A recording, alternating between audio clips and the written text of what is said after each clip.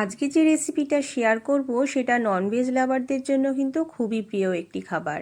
মানে যারা ননভেজ খেতে খুব ভালোবাসো তারা এই খাবারটা অবশ্যই কিন্তু ভালোবেসে খাও, এটা আমি কিন্তু জানি, কারণ আমি নিজেও ননভেজ খেতে ভীষণ ভালোবাসি। আর এই খাবারটা যদি একটু ভালোভাবে সুন্দরভাবে কষা কষা করে রান্না করা যায় তাহলে কিন্তু মেনুতে আর অন্য কিছু না হলেও চলবে। তো আজকে বানাবো ডিম কষা, আর সেটা বানাবো হাঁসের ডিম দিয়ে। একদম কষা কষা করে বানাবো, খেতে কিন্তু দারুণ লাগবে। আর এভাবে যদি ডিম কষা বানানো যায় তাহলে কিন্তু মেনুতে আর কিছুই লাগবে না। তো চলো দেখে নিই কীভাবে খুব সুন্দর করে হাঁসের ডিমের কষা বানানো যায়। প্রথমেই লাগবে, যা যা লাগবে তা আমি একটু গুছিয়ে নিয়েছি 4টে হাঁসের ডিম, 4 থেকে 5টা ছোটো ছোটো আলু, 3টে পেঁয়াজ, টমেটো, আদা, রসুন। যেহেতু এটা আমি কষা কষা করে রান্না করব তাই পেঁয়াজের পরিমাণটা কিন্তু একটু বেশিই লাগবে, মানে দুটোর জায়গায় 3টে বড় বড় পেঁয়াজ আমি নিয়ে নিয়েছি। এরপর আলু আর ডিমগুলো সেদ্ধ বসাবো। হাঁসের ডিম সেদ্ধ করার সময় জলের সাথে যদি সামান্য একটু সর্ষের তেল দেওয়া যায় তাহলে কিন্তু ডিমগুলো ফেটেও যায় না, আর জল কুকারের ওপর থেকে ওপরেও উঠে আসে না। তো এই টিপটা একবার ফলো করতে পারেন, সত্যিই কিন্তু খুবই কাজে লাগবে। একটা পেস্ট বানাবো, তার জন্য লাগবে আদা, রসুন আর কাজু কিশমিশ।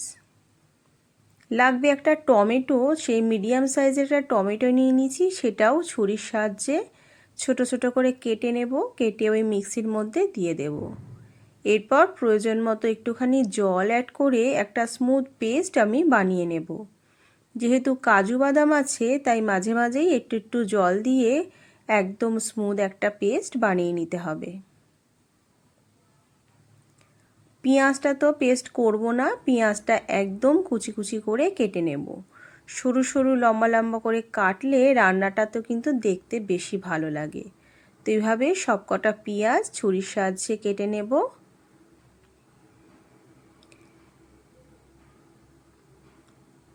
পেস্টটা কতটা স্মুথ হয়েছে এবার দেখাই। একদম কিন্তু একটুও দানা দানা নেই, একদম স্মুথ হয়েছে। তো এইভাবেই পেস্টটা বানাতে হবে যেন একটুও দানা দানা না থাকে। এরপর কড়াইতে নিয়ে নিয়েছি সর্ষের তেল, তার মধ্যে দিয়ে দেব একটু নুন। এভাবে তেলের মধ্যে নুন দিয়ে হাঁসের ডিম ভাজলে ডিমগুলো ফুটে আসে না।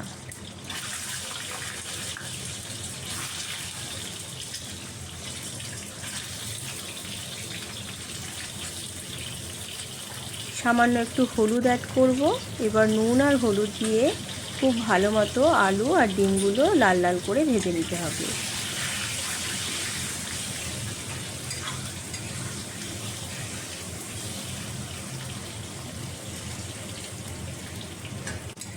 এভাবে কষা কষা করে যদি হাঁসের ডিম একবার বানানো যায় সত্যি এত ভালো লাগে খেতে, আর অন্য কোনো কিছু রান্না করার প্রয়োজনও হয় না। ডিম আর আলুটা ভাজা হয়ে গেছে, এবার তেল থেকে এটা তুলে নেব। এরপর সামান্য আর একটু তেল অ্যাড করব যদি প্রয়োজন লাগে তবেই, আর যদি না লাগে দরকার নেই। একটা তেজপাতা, শুকনো লঙ্কা, কাঁচা লঙ্কা ফোড়ন দেব, আর দিয়ে দেব গোটা জিরে আর গোটা গরম মশলা। গোটা গরম মশলা মানে এলাচ, লবঙ্গ আর দারচিনি। আদা আর কাঁচা লঙ্কা পেস্ট করে ডিরেক্ট তেলের মধ্যে দিয়ে দেব, এতে যে কোনো রান্নার কিন্তু দারুণ একটা সেন্ট আসে। একটু ফ্রাই হয়ে গেলে দিয়ে দেব কুচনো পেঁয়াজগুলো।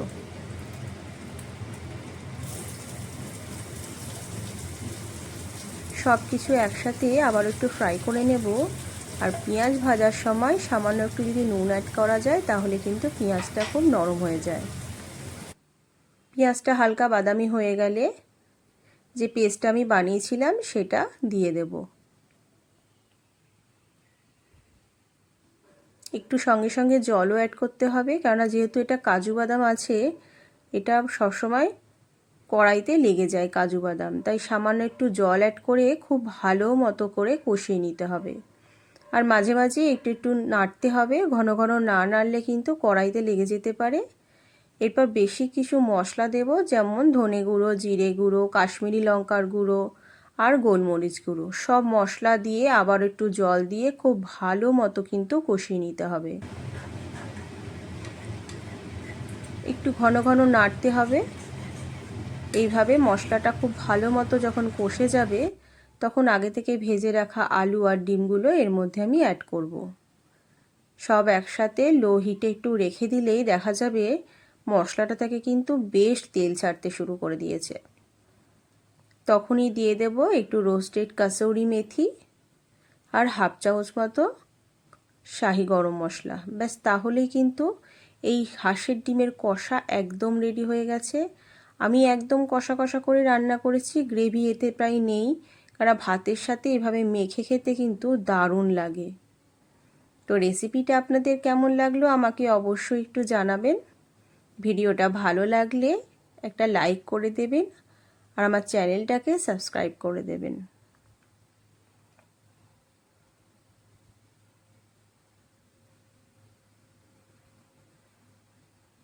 কষা কষা এরকম হাঁসের ডিমের সাথে গরম গরম ভাত থাকলে মেনুতে কিন্তু সত্যিই কিছু